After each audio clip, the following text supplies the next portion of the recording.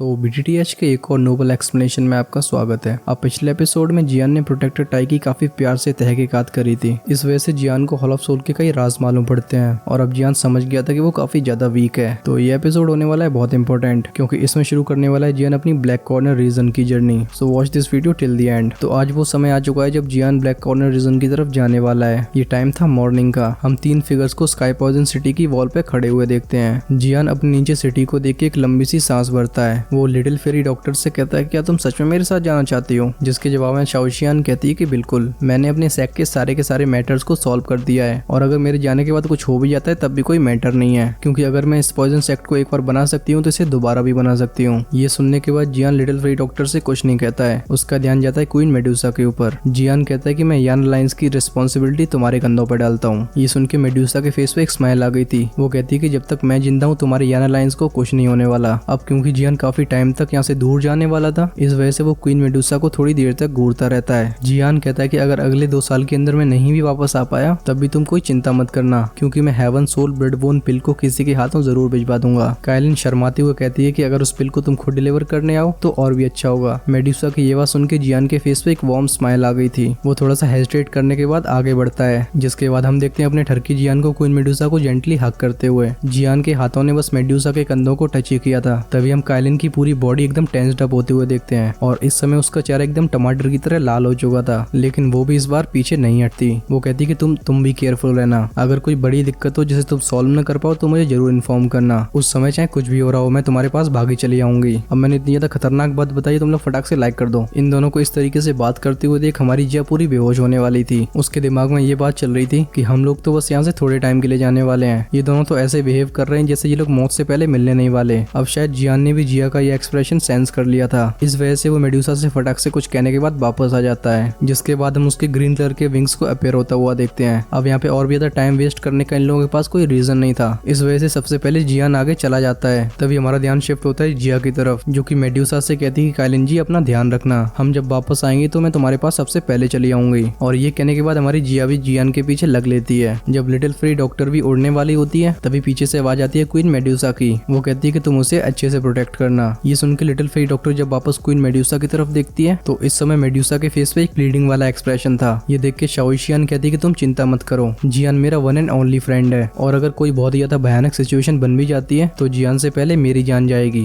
ये सुन के Kylian thank you बोलती है। लिटिल फेरी डॉक्टर हंस के कहती है कि अगर मेरी कंडीशन इस बार सही हो गई और अगर मैं सेफ एंड साउंड वापस आ पाई तो मैं तुम्हारे साथ एक अच्छा सा डिस्कशन करना चाहूंगी। ये कहने के बाद वो भी वहाँ से चली जाती है। इन तीनों के जाने के काफी टाइम बाद भी क्वीन मेडुसा वहीं पे खड़ी थी और इस समय वो उनकी डायरेक्शन में बस देखे जा रही थी। इस टाइम क्वीन मेडुसा ये फील कर पा रही थी कि अब जियान को वापस आने में काफी ज्यादा टाइम लगने वाला है, लेकिन जब भी वो वापस लौटेगा तब कायलिन की बारी होगी जियान की छत्र छाया में रहने की। खैर इस बात से क्वीन मेडुसा कोई भी रेजिस्टेंस फील नहीं कर रही थी, बल्कि उसके दिल में तो एक एंटिसिपेशन थी। लेकिन उस जैसी स्ट्रॉन्ग वुमन के लिए ये काफी ज्यादा अलग सी बात थी। वो जाने से पहले एक बार कहती है कि जियान अब तुम जब वापस लौटोगे तो मुझे लगता है ये नॉर्थ वेस्टर्न रीजन पूरा तुम्हारे अंडर होगा, जिस तरीके से तुमने इस बार जामा एम्पायर को कंट्रोल किया है, और उस दिन का मैं भी वेट करूंगी। तभी हमारा ध्यान जाता है कुछ रेज ऑफ लाइट पे, जो कि बहुत ही ज्यादा तेजी से ट्रेवल कर रही थी। ये तीनों चुएन एम्पायर के कई एक्सपर्ट्स का अपनी तरफ ध्यान भी अट्रैक्ट करती हैं, लेकिन जब वो एक्सपर्ट इस स्पीड और स्ट्रेंथ को देखते हैं तो वो भी समझ गए थे कि इनसे तो वो बिल्कुल भी पंगा नहीं ले सकते। अब क्योंकि चुएन एम्पायर जामा एम्पायर से बिल्कुल भी छोटा नहीं था, इस वजह से जियान की ग्रुप की स्पीड के साथ भी उन लोगों को पूरे 2 दिन लग जाते हैं। अब क्योंकि इस बार बस जिया, जियान और लिटिल फेरी डॉक्टर ही जा रहे थे तो इन्हें कोई फ्लाइंग बीस्ट का यूज करने की जरूरत नहीं पड़ती,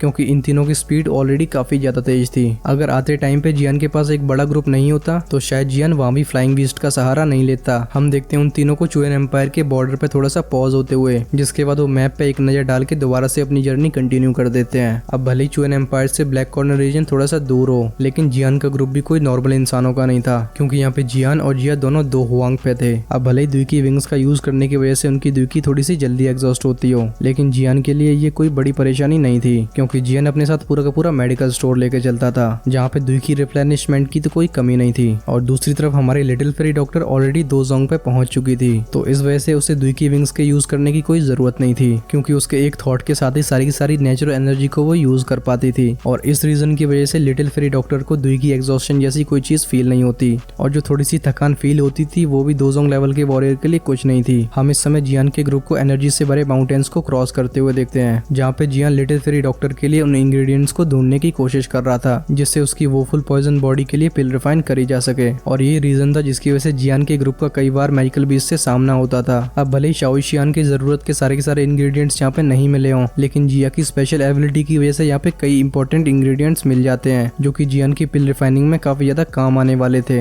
और इतने सारे इंग्रेडिएंट्स को देख के जियान तो बिल्कुल फूला नहीं समा रहा था। इन जड़ी बूटियों को ढूंढने के बाद इनकी जर्नी दोबारा से शुरू हो जाती है, लेकिन आगे इनका रास्ता और भी ज्यादा कठिन होने वाला था। और कुछ होता भी ऐसा है क्योंकि अब इन लोगों को काफी ज्यादा भयानक बीस्ट का सामना करना पड़ता है, जिसमें से कई बार इन लोगों ने लेवल 7 के बीस्ट से फाइट करी थी। और अगर इस बार कहीं लिटिल फेरी डॉक्टर जियान के साथ नहीं आती तो इन दोनों की तो सच में काफी ज्यादा बैंड बजने वाली थी। इतने ज्यादा ट्रबल के बाद जियान अपना प्रोफाइल लो रखना शुरू कर देता है, जैसे कि अब वो रैंडमली किसी भी माउंटेन रेंज में नहीं घुस जा रहे थे। और खासकर जहाँ पे किसी मैजिकल बीस्ट का ऑरा फैला हो उससे तो ये लोग 500 मीटर दूरी से निकलते थे, क्योंकि कहीं इन लोगों ने ऐसे बीस्ट से पंगे ले लिए जिसे लिटिल फेरी डॉक्टर भी नहीं संभाल पा रही हो, तब तो इन तीनों की खटिया खड़ी होनी थी। और इस रीजन की वजह से ये जर्नी थोड़ी सी डल हो जाती है। और अगर हम टाइम की बात करें तो अब इन लोगों को चुएन एम्पायर को छोड़े हुए ऑलरेडी 3 से 4 महीने हो चुके थे। और ये इतना ही टाइम था जितना इन लोगों को जामा एम्पायर में वापस लौटने के लिए लगा था। अब भले ही यहाँ पे थोड़ा सा ज्यादा टाइम लग रहा हो, लेकिन जियान को भी यहाँ पे कई बेनिफिट्स हुए थे, क्योंकि इतने ज्यादा मैजिकल बीस्ट से फाइट करने की वजह से जियान का ऑरा और भी ज्यादा पावरफुल और स्टेबल हो चुका था। उसकी एजिलिटी बढ़ चुकी थी और सबसे बड़ी बात है कि जियान की स्ट्रेंथ अब 3 स्टार तो हुआंग पे पहुंच चुकी थी।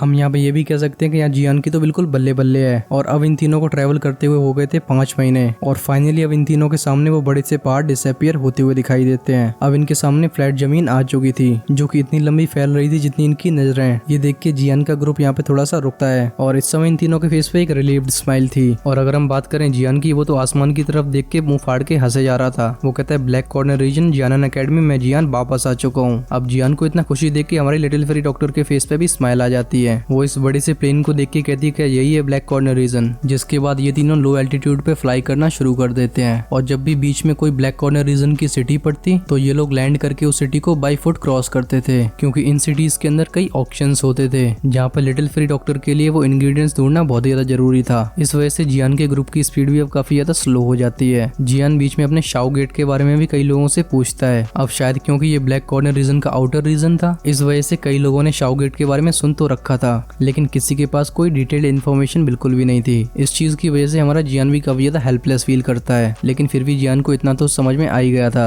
कि शाओ गेट ने पिछले कुछ टाइम में कोई भी नई मुसीबत का सामना नहीं किया है, और इस रीजन की वजह से हमारी जियान की छाती को भी थोड़ी सी ठंडक मिलती है। खैर, अब क्योंकि जियान ऑलरेडी जान चुका था कि शाओ गेट सही है, तो इस वजह से वो वहाँ पे जाने की कोई जल्दी नहीं मचाता। हम इन तीनों को कई मेडिकल शॉप्स में उन इंग्रेडिएंट्स को ढूंढते हुए देखते हैं जो कि लिटिल फेरी डॉक्टर की वो फुल पॉइजन बॉडी को क्योर करने के लिए काम में आने वाले थे। Well, not to cure but to control it. खैर, उसके अलावा जियान को इन ऑप्शंस में काफी ज्यादा इंटरेस्ट था, क्योंकि जियान को ऐसा लगता था कि इन ऑप्शंस के अंदर उसे प्योरीफाइंग डिमोनिक लोटस फ्लेम के बारे में कोई खबर मिल सकती है, और अगर कहीं गलती से वो 4th फ्रैगमेंट मिल जाता है तो जियान की वहीं पे बल्ले बल्ले हो जाएगी। अब इस इन्फॉर्मेशन को कलेक्ट करते करते जियान को 10 दिन हो चुके थे, और इतना ही टाइम लगता है इनको ब्लैक कॉर्नर रीजन के मिडिल में अराइव होने के लिए, जहाँ जियान के कानों में खबर जाती है एक बड़ी से ऑक्शन के बारे में। ब्लैक कॉर्नर रीजन की हर एक सिटी के अंदर कुछ समय बाद एक ऑक्शन हेल्ड किया जाता था, लेकिन ये ऑक्शंस कोई ज्यादा बड़े साइज के नहीं होते थे। लेकिन ब्लैक कॉर्नर रीजन में कभी कभी ऐसा भी सीन क्रिएट होता है जब 2 या उससे ज्यादा फैक्शन साथ में मिलके एक बड़े से ऑक्शन को हेल्ड किया करते थे, और इसमें आइटम्स की रेयरिटी तो इतनी ज्यादा हाई होती थी कि ये ऑक्शन ब्लैक कॉर्नर रीजन के बड़े बड़े एक्सपर्ट्स को भी अट्रैक्ट करता था। अब जो चीजें यहाँ पे मिलती थी उनसे जामा एम्पायर का प्राइमर क्लैन कभी भी कम्पीट नहीं कर सकता, क्योंकि अगर हम बात करें जियान की 3000 लाइटनिंग मूवमेंट टेक्निक की, जो कि एक डी क्लास की एजिलिटी दाउ स्किल है, उसे भी एक ऐसे ऑक्शन में बेचा गया था। और अगर हम बात करें जामा एम्पायर के प्राइमर क्लैन की, तो वहाँ पे मैक्सिमम 2 वांग लेवल के एक्सपर्ट्स ही आते थे, और जियान के जैसे लोगों को अट्रैक्ट करने की उनकी बिल्कुल भी पावर नहीं थी। लेकिन ब्लैक कॉर्नर रीजन के ये वाले ऑप्शंस बिल्कुल ही अलग थे,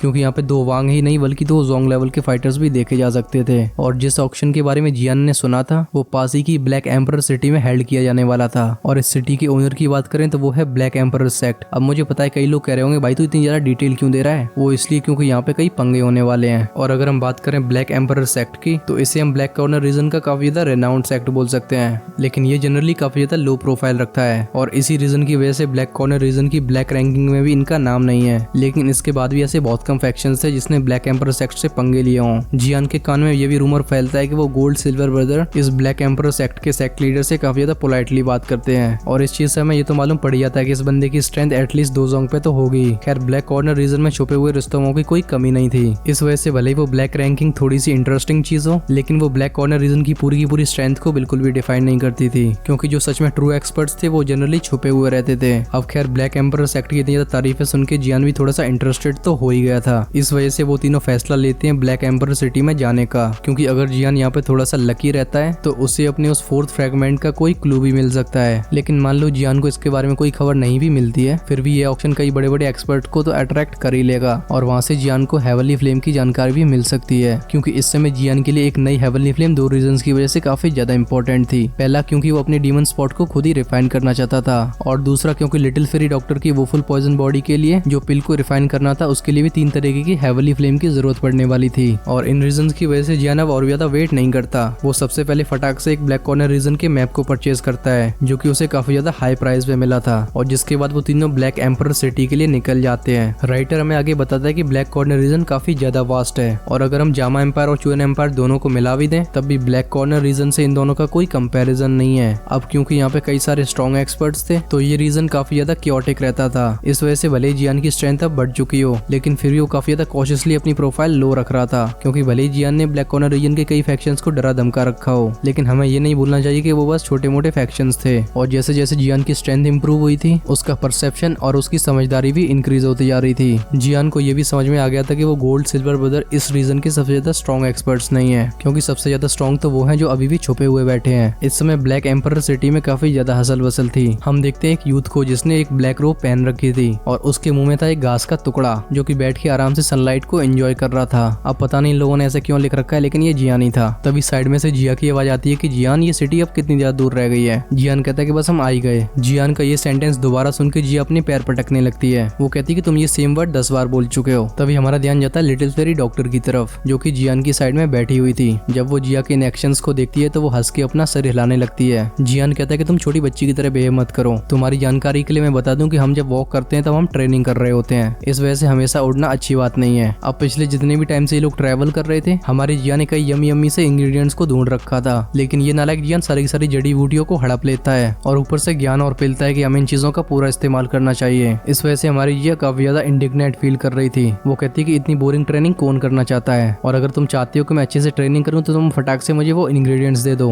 जिया को आंसर करते हुए जियान कुछ बोलने ही वाला था तभी उसकी आंखें नैरो हो जाती हैं। जिया कहती है क्या हुआ। तभी साइड में से आवाज आती है हमारी लिटिल फेरी डॉक्टर की। वो कहती है कि कुछ लोग हमारी तरफ आगे बढ़ रहे हैं और उनके आने के तरीके से तो ऐसा लग रहा है जैसे कि वो भाग रहे हों। जियान कहता है कि यहाँ पे इन पछड़ों के बीच में पड़ने की जरूरत नहीं है, हम बस चुपचाप से अपनी वॉक कंटिन्यू करते हैं। अब क्योंकि जियान ऑलरेडी ब्लैक कॉर्नर रीजन की चीजों से वाकिफ था, जियान बताता है कि यहाँ पे इस तरीके की मार्केट बिल्कुल नॉर्मल है। और जब जियान की टोली चुपचाप से जा रही थी तभी उनके सामने 2 फिगर्स अराइव होते हैं जिनकी कंडीशन बिल्कुल भी सही नहीं लग रही थी, क्योंकि उनके पीछे काले कपड़े पहने हुए कई लोग थे जो कि काफी ज्यादा थिक किलिंग ऑरा रिलीज कर रहे थे। जब अपने पीछे उन लोगों को देख के वो दोनों काफी ज्यादा तेजी से भागने लगते हैं तभी फाइनली जियान की नजर भी उन दोनों के ऊपर पड़ जाती है। हमें मालूम पड़ता है कि इनमें से एक वुमन और एक मैन है। अगर हम आदमी की बात करें तो उसकी एज अराउंड 30 ईयर्स की होगी, वहीं पे वो लड़की काफी ज्यादा यंग थी। इस समय उस आदमी की बॉडी की कई जगह पे हम कट मार्क्स को देख सकते हैं जहाँ से काफी ज्यादा अमाउंट में खून बाहर आ रहा था। वहीं पे उस लड़की की हालत थोड़ी सी सही थी, लेकिन उसके फेस पे हम काफी ज्यादा पैनिक को देख सकते हैं। अब शायद ये इंजरीज की वजह से, लेकिन वो इंसान काफी ज्यादा लड़खड़ा के आगे चल रहा था। एक टाइम पे तो वो गिरने से बचता है क्योंकि उसे सपोर्ट करती है वो यंग लेडी जिसकी आंखों में अब थोड़े से आंसू आ चुके थे। ये मौका पाके वो ब्लैक फिगर्स भी उनके पास आ जाते हैं। अब क्योंकि इनका भागने का मौका भी चला गया था तो इस वजह से वो आदमी अपनी दांती मीस के पीछे मुड़ता है, लेकिन हम उसकी आंखों में क्लियरली डिस्पेयर को देख सकते थे। वो पूरी तरीके से अब होपलेस होने ही वाला था तभी उसे 3 फिगर्स दिखाई देते हैं। अब खैर हमने वो कहावत तो सुनी है कि डूबते हुए को तिनके का सहारा। वो चिल्लाते हुए कहता है कि दोस्तों थोड़ा सा रुक जाओ, प्लीज हमारी थोड़ी सी मदद कर दो, इसके बाद हम आपके इस फेवर को जरूर रिपेयर करेंगे। जब पीछा करते हुए लोग ये आवाज सुनते हैं तो अपनी स्पीड को और ज्यादा इंक्रीज कर देते हैं और फाइनली उन लोगों ने उन दोनों को घेर लिया था